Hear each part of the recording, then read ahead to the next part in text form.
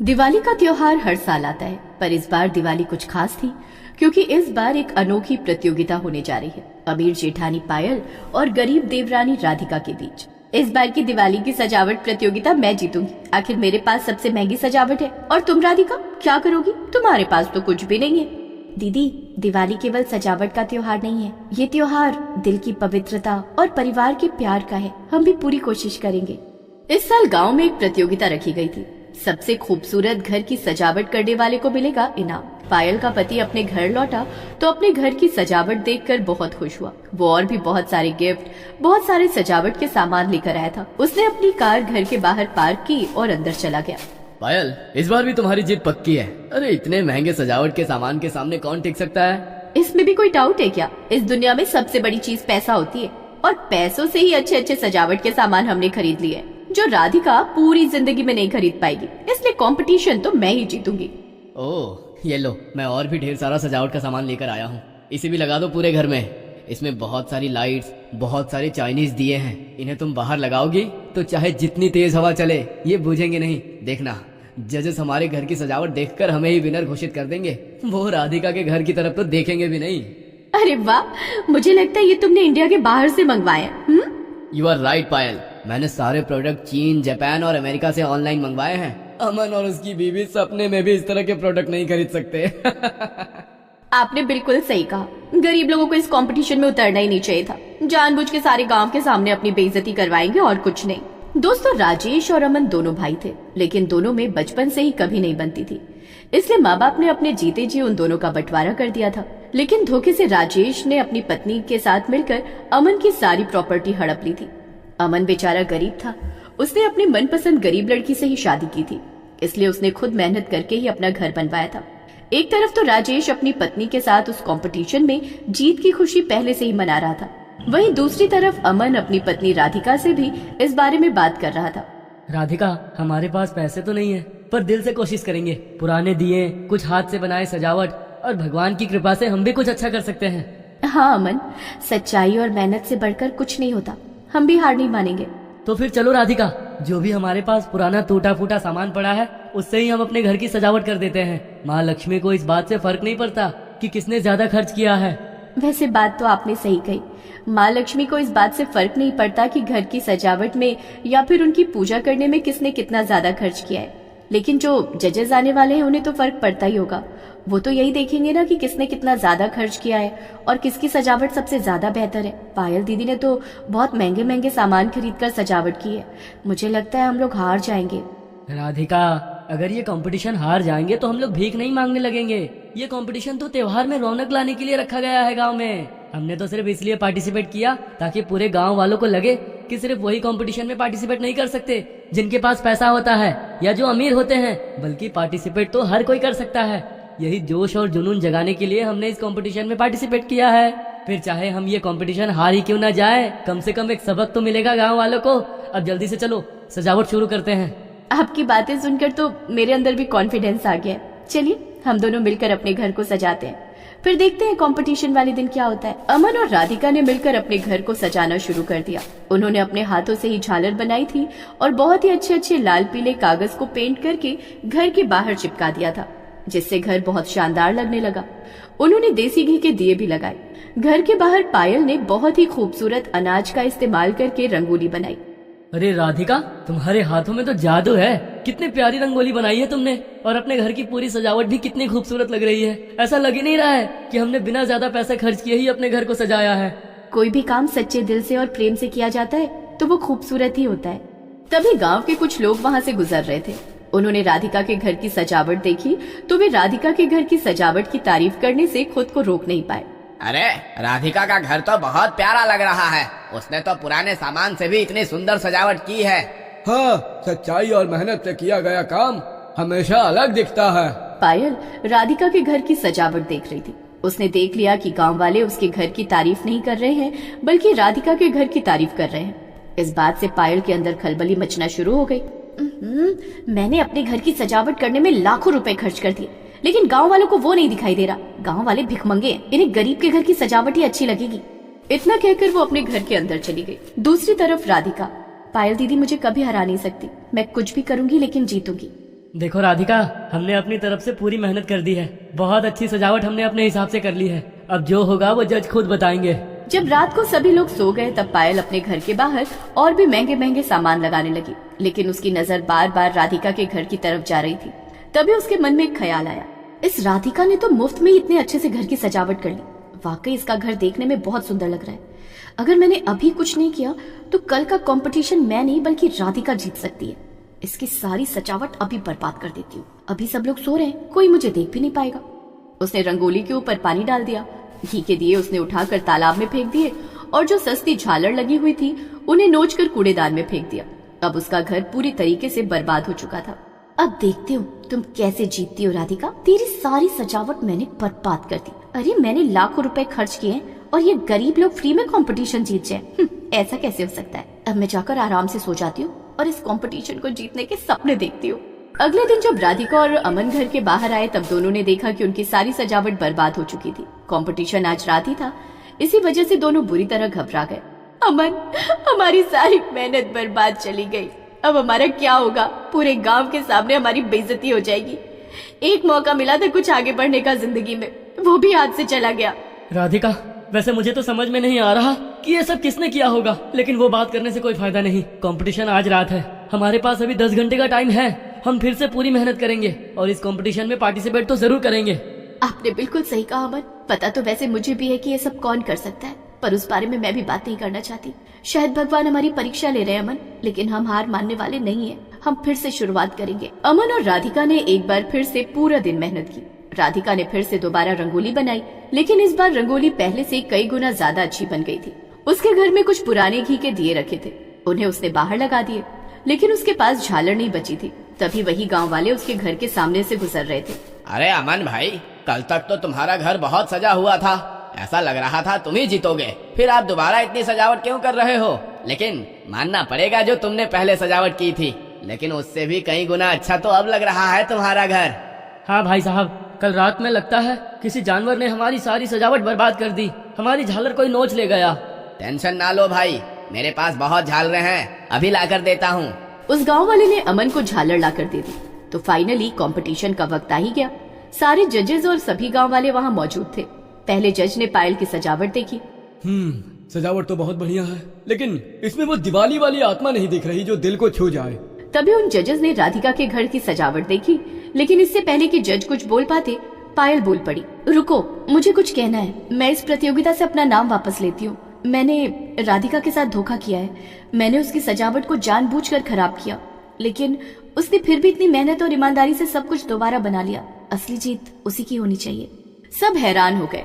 खैर, जजेस ने राधिका की सजावट देखी और कहा, वाह, इस सादगी में जो सुंदरता है वो कहीं और नहीं देखी। यही तो हमें चाहिए था। हमने ये कंपटीशन इसीलिए तो रखा था जिससे हमें नेचुरल कलाकार मिल सके।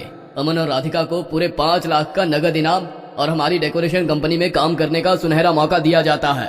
सारे गांव वाले खुशी से तालियां बजाने लगे। राधिका की आंखों में जीत की खुशी के आंसू थे।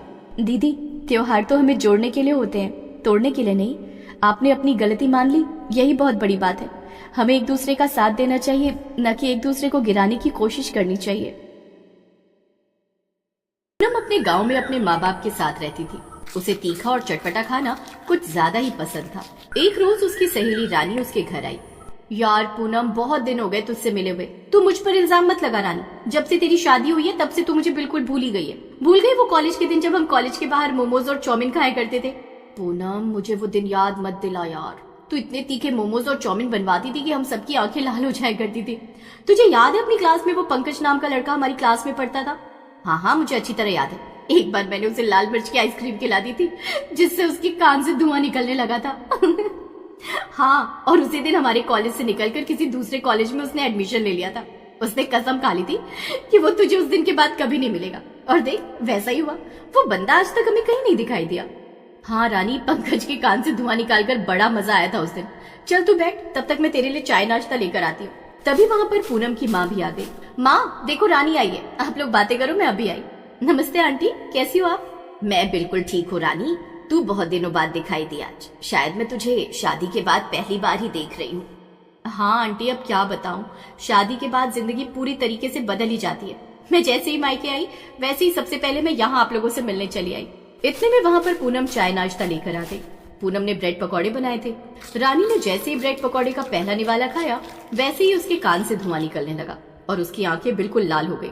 पूनम, ये क्या किया तूने? तेरा तीखा खाने की आदत अभी तक नहीं गई। इतनी ज्यादा लाल मिर्च डालने की क्या जरूरत थी? रानी, मैंने तो अपने हिसाब से बहुत ही कम लाल मिर्च डाली थी। मुझे तो ये पकौड़े बिल्कुल फीके लग रहे हैं। पूनम, मैंने तुझसे कितनी बार मना किया है कि खाने में इतनी ज्यादा लाल मिर्च मत डाला कर। रानी बेटा, तू जल्दी से मीठी चाय पी ले, थोड़ा आराम मिल जाएगा। ऐसे ही दिन बीतते गए और पूनम की भी शादी तय हो गई। लड़के वाले उसे देखने आए। आइए आइए, इस गरीब खाने में आपका स्वागत है। अरे ऐसे क्यों बोलती हैं आप? आपका घर तो अच्छा खासा महल जैसा लग रहा है। अरे तुम भी कमाल करती हो, ये तो सिर्फ एक कहावत के तौर पर कहा उन्होंने। जी, आपने बिल्कुल सही समझा। अरे पूनम बेटा, देखो लड़के वाले तुम्हें देखने आए हैं। जल्दी से चाय नाश्ता अगर बन गया हो तो लेकर आ जाओ। थोड़ी देर बाद पूनम चाय नाश्ता लेकर आ गई, लेकिन जैसे ही उसने लड़के को देखा वो हैरान हो गई। पंकज, तुम? पूनम, तुम? पंकज, तुम एक दूसरे को पहले से जानते हो?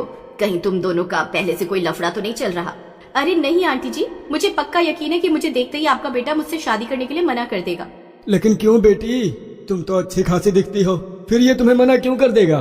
पापा, मैंने जिस लड़की की वजह से कॉलेज छोड़ा था वो लड़की कोई और नहीं बल्कि पूनम ही थी। पूनम हर वक्त मुझे धोखे से इतना तीखा भेलपुरी और गोलगप्पे खिला देती थी जिससे मेरे कान से धुआं निकल जाता था।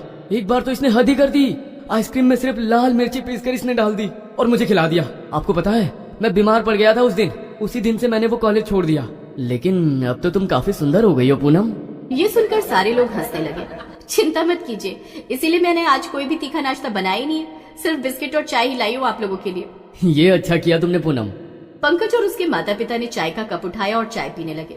लेकिन जैसे ही उन लोगों ने चाय पी, वैसे ही एक बार फिर से उनकी आंखें लाल हो गई और कान से धुआं निकलने लगा। अरे पूनम, ये क्या किया तुमने? अरे चाय में भी कोई लाल मिर्च डालता है क्या? अरे मैं तो हमेशा चाय में लाल मिर्च डालकर ही बनाती हूँ। मसाला चाय का नाम तो सुना ही होगा आप लोगों ने। ये है लाल मिर्च चाय। अगर आप लोगों को अच्छी नहीं लगी तो शादी के बाद नहीं बनाऊंगी। चलो ये अच्छा हुआ कि लड़का और लड़की पहले से ही एक दूसरे को जानते हैं। तो इस तरह से पंकज और पूनम की शादी हो गई, जो कि कॉलेज फ्रेंड भी रह चुके थे। पहली रसोई वाले दिन पूनम सबके लिए खाना बना कर ले आई। ये लो बेटी। ये क्या है पिताजी? ले लो पूनम, आज तुम्हारी पहली रसोई थी ना, इसलिए पापा की तरफ से ये शगुन है छोटा सा। इसके बाद सभी लोग खाना खाने लगे। लेकिन खाना खाते ही एक बार फिर से सभी की आंखें लाल हो गई और सबके कान से धुआं निकलने लगा। पूनम, खाने में लाल मिर्च डाली है या लाल मिर्च में ही खाना डाल दिया है थोड़ा सा? इतना तीखा खाना, बाप रे बाप, जल्दी से मुझे कोई पानी दो। पूनम, तुम ये सब जानबूझकर कर रही हो ना? अरे बदला तो मुझे तुमसे लेना चाहिए, उल्टा तुम हमसे किस बात का बदला ले रही हो? इतनी ज्यादा लाल मिर्च डालने की क्या जरूरत थी? जल्दी से पानी लाओ। बेचारे पिताजी तो कुछ बोल भी नहीं पा रहे हैं। माफ कीजिए, मुझे लाल मिर्च खाने की बहुत बुरी आदत है। बिना लाल मिर्च के खाना मुझे बहुत ही फीका लगता है, इसीलिए मैं भूल गई। मैं आप लोगों के लिए जल्दी से हलवा बनाकर लाती हूँ। अरे सुनो, उसमें भी लाल मिर्च मत डाल देना, क्योंकि जब तुम चाय में लाल मिर्च डाल सकती हो तो हलवे में भी जरूर डाल दोगी। अच्छा हुआ आपने याद दिला दिया, वरना सच में मैं तो हलवा भी लाल मिर्च डालकर ही बनाती हूँ। बिना लाल मिर्च के मेरी सारी डिशेस अधूरी रहती हैं। खैर, पूनम एक बार फिर से किचन में गई और सबके लिए हलवा और पूरी बनाकर लाई। तब जाकर उन लोगों का पेट भरा और थोड़ा अच्छा महसूस हुआ। बहू, आज के बाद अगर तूने इतना तीखा खाना बनाया तो मुझसे बुरा कोई नहीं होगा। थोड़ा बहुत तीखा हम लोग भी खाते हैं, लेकिन तू तो 1 किलो लाल मिर्च जरा से खाने में डाल देती है। ठीक है सासू माँ, आप परेशान मत हो, मैं खुद की वजह से आप लोगों को तीखा नहीं खिलाऊंगी। अगले दिन पूनम ने सभी के लिए कम तीखा खाना बनाया। शुक्र है ऊपर वाले का कि तुमने आज तो नॉर्मल खाना बनाया हम सब के लिए। ये लो, आज मैं अपनी तरफ से तुम्हें शगुन देता हूँ इस बात के लिए। उसके सास ससुर हंसने लगे। पूनम भी वहीं पर बैठकर खाना खाने लगी, लेकिन उसने एक प्लेट भर भर कर लाल मिर्च रख ली। पूनम एक निवाला खाती, उसके बाद एक पूरी लाल मिर्च खा जाती। ये देखकर सारे लोग हैरान रह गए। बहू, ये क्या कर रही है तू? पूरी एक लाल मिर्च एक बार में खा जा रही है तू, इससे तेरी तबीयत खराब हो जाएगी। क्या करूँ सासू माँ, मजबूरी है। जो खाना मैंने आप लोगों के लिए बनाया है वो तो मुझे बहुत फीका लग रहा है। मुझे लाल मिर्च खाने की आदत है, इसलिए मैं ऊपर से लाल मिर्च खा रही हूँ। ऐसे ही दिन बीतते गए। पूनम फीके खाने के साथ लाल मिर्च खाया करती थी, लेकिन इसमें उसे कुछ खास ज्यादा मजा नहीं आ रहा था। इसलिए एक दिन उसने पंकज से कहा, पंकज चलो आज मैं तुम्हें किसी से मिलवाती हूँ। तुमसे मिलकर मेरी फ्रेंड सरप्राइज हो जाएगी और वहाँ पर मैं कुछ तीखा भी खा लूंगी, बहुत दिन से खाया नहीं। हाँ हाँ चलो, लेकिन उस फ्रेंड का नाम क्या है? अगर मैंने आपको उसका नाम बता दिया तो सरप्राइज कहाँ रह जाएगा। वो बेचारी ससुराल में थी, इसीलिए हमारी शादी में नहीं आ पाई। हाँ तो फिर जल्दी से चलो। पंकज पूनम को कार में बिठाकर किसी रेस्टोरेंट में ले गया। वहाँ पर उसकी फ्रेंड रानी पहले से ही मौजूद थी। रानी पंकज को देखकर हैरान हो गई और पंकज रानी को देखकर। क्या बात है रानी, तुझे मैं कितने सालों बाद देख रहा हूँ। तूने तो मुझे अपनी शादी में ही नहीं बुलाया। अरे बुलाती कैसे, तू तो कॉलेज छोड़कर ही चला गया था। लेकिन एक बात मेरी समझ में नहीं आ रही, जिस लड़की की वजह से तूने कॉलेज छोड़ा, घूम फिर कर वही लड़की तेरे पल्ले पड़ गई। बातें तो होती रहेंगी यार। जल्दी से पंकज कुछ मेरे लिए तीखा मंगा दे। जब से मेरी शादी हुई है तुम लोगों की वजह से मैं लाल मिर्च वाला खाना ही नहीं खा पा रही हूँ। पंकज मोमोज, चाउमीन, बर्गर मंगाता गया और पूनम खाती चली गई। वो बहुत सारी प्लेटें खा गई। आहा, अब जाकर दिल को थोड़ा सुकून मिला। तो इस तरह से पूनम घर में हर वक्त लाल मिर्च खाया करती थी और जब भी मौका लगता वो पंकज से अपने लिए तीखी चटनी वाले मोमोज और बर्गर मंगा लेती। ज्यादा लाल मिर्च खाने की वजह से अचानक उसके पेट में जलन होने लगी। एक दिन वो बेहोश होकर गिर गई। तब पंकज उसे अस्पताल ले गया। देखिए, इनके पेट में तो खून की जगह लाल मिर्च भरी पड़ी है। इनकी रगों में खून की जगह लाल मिर्च दौड़ रही है। ज्यादा लाल मिर्च खाने की वजह से इन्हें पाइल्स की बहुत भयंकर बीमारी हो गई है। अगर परहेज नहीं किया गया तो मामला बहुत बिगड़ सकता है। मुझे माफ कर दो पंकज, इस बार किसी तरह मुझे बचा लो। मैं आज से लाल मिर्च कभी नहीं खाऊंगी। अरे आप फिक्र मत कीजिए, आपकी जान को कोई खतरा नहीं है। बस इतनी ज्यादा लाल मिर्च मत खाना, तीखा खाने में बहुत परहेज करना, फिर सब ठीक हो जाएगा। उस दिन के बाद पूनम ने लाल मिर्च खाना धीरे धीरे कम कर दिया और अब वो पंकज के साथ खुशी खुशी रहने लगी।